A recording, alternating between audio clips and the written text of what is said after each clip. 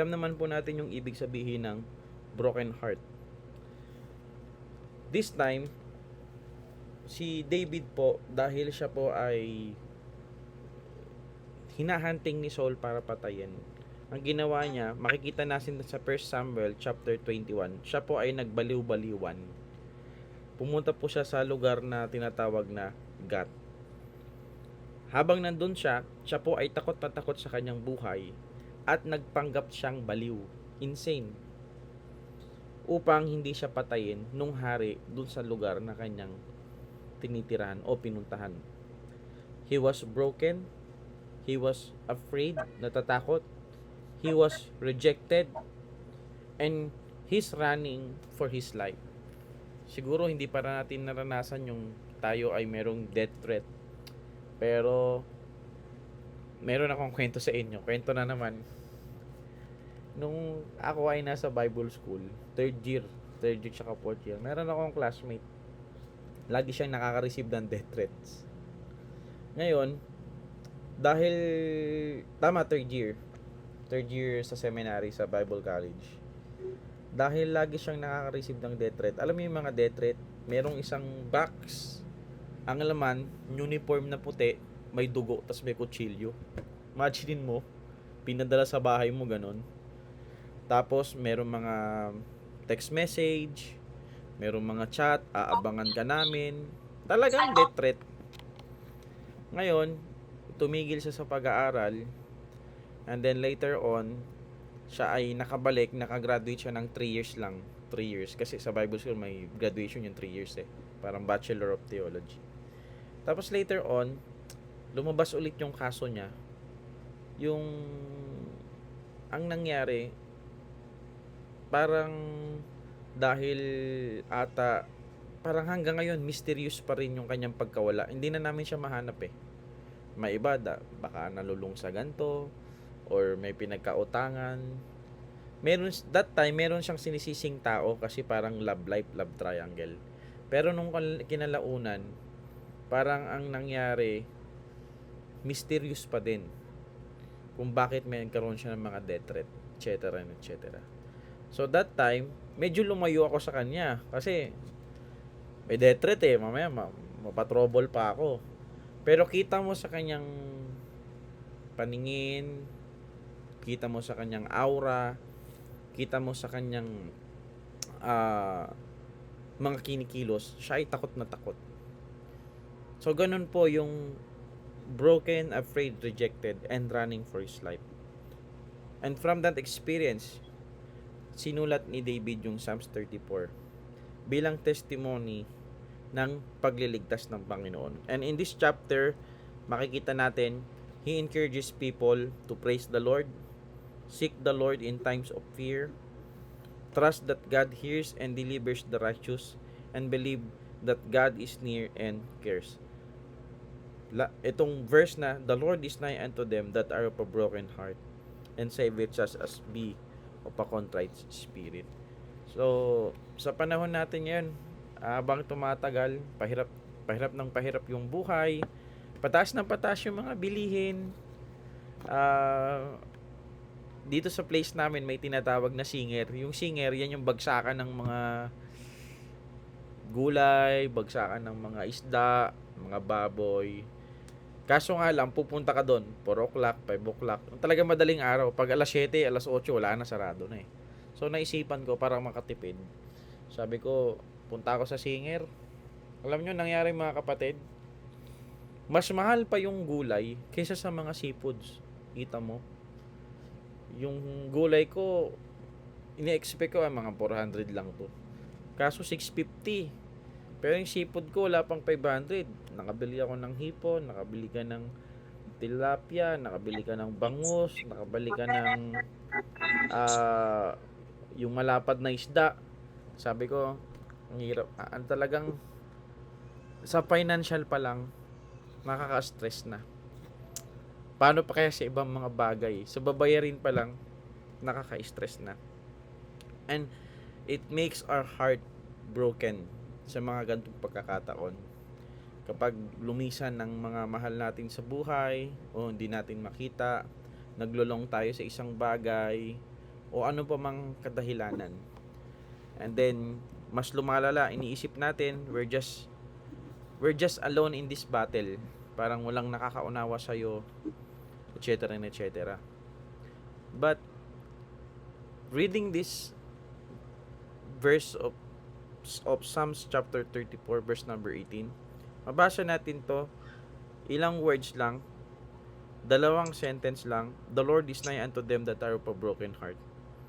Hindi lang to tumutukoy sa mga nag-break, di ba? May boyfriend, girlfriend, nag-break. Kundi sa ating lahat, maraming pagkakataon tayo ay broken hearted. But bago tayo pumunta kung anong ibig sabihin nito, gusto ko lang ipaalala sa atin that a lot of times God is really breaking us. When God uses a man, He crushes that man first. Naalala niyo yung quote na yun? Kapag ikaw gagawa ka ng isang bagay, mag-aayos ka ng libro or mag-uulma ka ng isang bagay, katulad nung nakaraan, si Eddie, kahapon, yung susi niya, yung pang-engine, ginamit susi para sa pinto, naputol. So, malaking problema. Mabuti na lang, nahanap ko yung duplicate. Kasi kung hindi, di na naman makakapagsimba sila misis.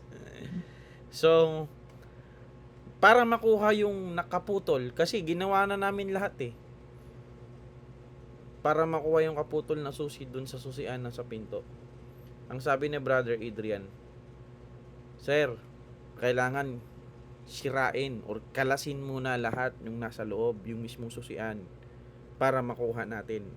Tatanggalin mo yon para makuha mo, para maging maayos ulit. A simple illustration, but a lot of times applicable sa ating buhay. Amen? So, this life, it seems so unfair na bakit ganito, bakit ganyan. Pero wag nating kalimutan na ang buhay man unfair, si Lord hindi siya unfair. Okay? This verse, the Lord is nigh, that means God is close. God draws near to people who are hurting. He is not distant. He is not ignoring our tears. Meron akong preaching dati na when God seems distant. Na-preach ko na yan sa mabuhay.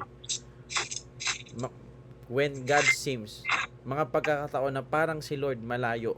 When God seems distant, anong gagawin natin? Pero mga kapatid ko sa Panginoon, He is not distant. He is not ignoring our tears.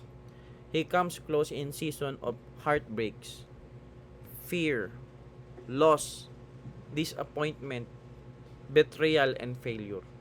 Malapit ang Panginoon. Andyan ang presensya niya. Katulad nung nasabi natin nung Sunday, ulitin natin, paulit-ulit sabi ni Pastor, para na tayong sirang plaka, pero ganun talaga, hindi si Lord ang may problema, tayo ang laging may problema sa lahat ng pagkakataon, kasi lagi lang siyang nandyan para sa atin, tayo yung lumalayo. Alam nyo,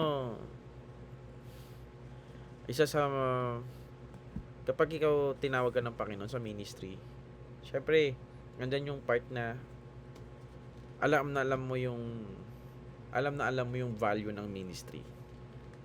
Pag nakikita kayo may mga ibang tao o yung mga Christian na parang yung ministry wala lang sa kanila, masakit yun eh. Parang, yung iba dinadaan sa galit. Kaya may mga pastor na magagalitin. May mga leader na sobrang stricto kasi ganyan. So, sa mga ganung pagkakataon, pag nakakakita ko ng ganun, nilalapitan ko din si Lord. Yung sinasabi ni Pastor Bong na baka someday magmamature din sila.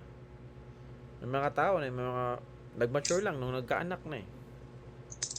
So, hindi natin, pero pag-pray natin. So, sa mga ganung pagkakataon, next, unto them that are of a broken heart. Now, Ewan ko kung napanood nyo na yung Hometown Cha-Cha-Cha. Diba? Meron ba kayong... Mag-react nga kayo kung napanood nyo na yun. Sister Helen, napanood mo na ba? Hometown Cha-Cha-Cha. Si Sister Ria. Sister Ria lang ata nakapanood na. Oh, meron dong isang episode, I think episode 14 o episode 15. Sabi nung isang karakter, bawat isa sa atin, meron tayong dala-dalang bato sa bulsa natin eh. Yung iba malaki, yung iba maliit. Pero ang point doon, bawat isa sa atin meron tayong dinadala. At minsan hindi natin maintindihan yung struggles ng isa. Minsan akala natin mas malaki yung struggles natin, kaya ini-small lang natin yung struggles ng iba. Ganyan ka kasi maarte ka lang, etc. etc. Pero mali yun. Maliit niya nung malaki, that is a genuine pain, broken heart. In Hebrew, that means shattered, crushed, deeply wounded. David experienced this emotionally and spiritually. But let me remind you, brother and sister in Christ, that God recognizes our brokenness. He does not despise it. Pwede mong sabihin sa Kanya, Lord, naiinis ako kasi pag nakikita ko si ganto, ganyan. Lord, naiinis ako kay ganto. Kung baga, pwede mong i-rant kay Lord yung boss mong nakakainis. Pwede mong i-rant kay Lord yung nanay mo na lagi ka nalang pinapagalitan. Pwede mong i-rant kay Lord yung anak mo na hindi naiintindihan yung nararamdaman mo. Pwede mong i-rant kay Lord lahat ng mga nagiging dahilan para makrush ka, mairita ka. Pwede. Bakit? Kasi naiintindihan niya talaga yon. Paano niya naiintindihan? Pastor, Diyos siya. Wait. When God became man, He understand it all. Kita mo, kapatid mo, sinabihan kang baliw. Diba sa Mark chapter 4, naalala niyo yun? Sabi, He is beside Himself. Ano bang ginagawa to ng kapatid namin? Sinasabi niya siya yung Messiah, siya yung anak ng Diyos. Mismong kapatid mo na may misinterpret ka. Diba, ginawa mo lahat para sa tao, pero they despise you. Kahit yung mga disipulo, lahat naintindihan tayo ng Panginoon nung naging tao siya. So, hindi mo pwedeng sabihin na, Lord, hindi mo naman ako naintindihan. Naintindihan tayo ni Lord. Tayo ang hindi nakakaintindi sa Kanya. He was despised and rejected. Now, since naiintindihan niya tayo, makakapagsabi ka sa Kanya ng lahat ng nararamdaman natin. May yung, bawa ikaw, namatayan ka ng nanay, namatayan ka ng tatay. Sinong makakapag-comfort yung talaga nakakaintindi lang sa kanila? Yung una nang namatayan ng nanay or tatay or ng kapatid or ng anak. Yun yung mga taong yun eh. Yung parang, they don't need to say words. Just, I understand you. So, si Lord, wala tayong bagay na hindi naiintindihan ni Lord sa atin. He really understands our pain. And last, it says here, and save it such as be of a contrite spirit. He rescues the humble. Contrite spirit here means humble by trouble. Look at that. Recognizing your need for God, or having no strength left by trusting Him. May mga pagkakataon sa buhay natin na hinahumble tayo ng mga trials. And that time, ayun, yung hirap sa atin, hindi natin naaminin eh. Self-denial tayo, kumbaga. Pero, pag dumating yung time na inaamin na natin na, Lord, oo nga, hindi ko kaya nang wala ka. Kaya blessing talaga yung trials, guys. Brothers and sisters, mga kapatid ko sa Panginoon. Yan yung way ng Panginoon para mas lalong tayong lumapit sa Kanya. Meron nga akong i-share sa isang kapatid. Sabi ko, alam mo, meron akong mga kasabayan ko sa ministry, sa church before, dito sa Brookside. I can say, financially stable sila eh. Bakit? Siyempre, makikita mo naman sa post, makikita mo naman sa lifestyle. Yung every week kang kumakain sa labas. Tapos, ikaw, Maximus, pinag-iisipan mo pa 99 pesos kung bibili ka o hindi. I'm happy for them. Pero knowing na parang ang layo-layo na nila sa Panginoon kahit nagche-church sila. Parang meron ka ring ma-realize eh. Pag may mga dumadating na problema sa atin, hinahumble tayo ng Panginoon para once again, lumapit ulit tayo sa Kanya. At maraming pagkakataon na witness na natin yun mismo sa sarili natin. Nabibigyan tayo ni Lord ng mga bagay na ma-humble tayo.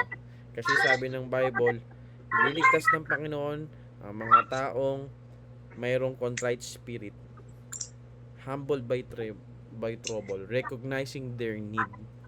Lord, kailangan kita. God saves, He strengthens, restores, and lift up those who come to Him with humility and tears. Now, kahit kantahin mo pa yung kanta ni Gary B na The Warrior is a Child, alam nyo ba yun? They don't know their eyes when I fall down. Parang sabi sa chorus, hindi nila alam. Tinitingnan nyo ako na sa panlabas, malakas ako. Pero sa loob-loob ko, the warrior is a child. Diba? Pero ito ang sure. Malapit. Nandyan ang presensya ng Panginoon sa atin. Handa ka niyang tulungan. Handa ka niyang i-comfort. Handa ka niyang aliwin sa lahat ng pagkakataon ng buhay natin. Kaya, i-ano natin to, i-recite natin tong verse na to. The Lord is nigh unto them that are of a broken heart. Are you broken hearted tonight? Malapit ang Diyos sa'yo. Andyan ang presensya ng Diyos sa'yo. So, tayo po ay manalangin mga kapatid. Let's pray. Father in heaven, we thank you for this day.